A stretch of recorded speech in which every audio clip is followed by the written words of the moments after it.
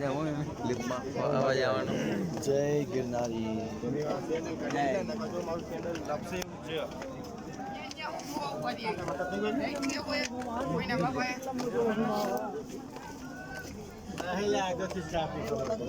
પણ ઈ જોવો ને બધા જોવે હાઈલા જાય તો ધીમે ધીમે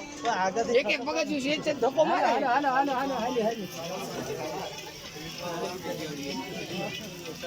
જય ગિરનારી જય ગિરનારી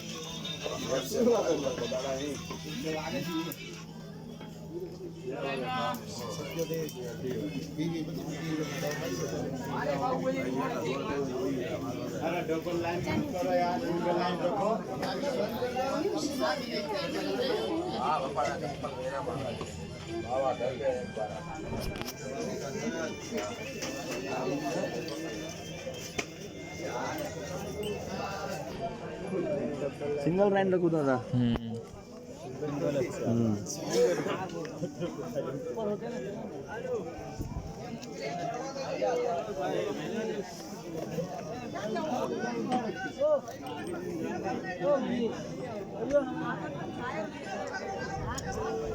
डबल लाइन करके भी तकलीफ हो जाती है चढ़न वाले ने भी 3-3 लेना कर लिया ਉਹੀ ਤੇ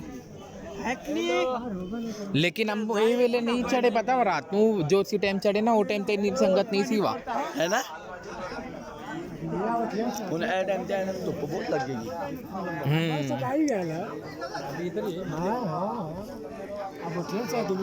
अंदर भाई आयला काय स्पीड हो भाई तेव जा फाली काम कर लो पता नहीं और इन्होंने पता पूरे ओदी दवाई कितनी महंगी बनती लेकिन वो बंदे इन्ने हरामी सानू दस रहे नहीं सन कि बदाम हाँ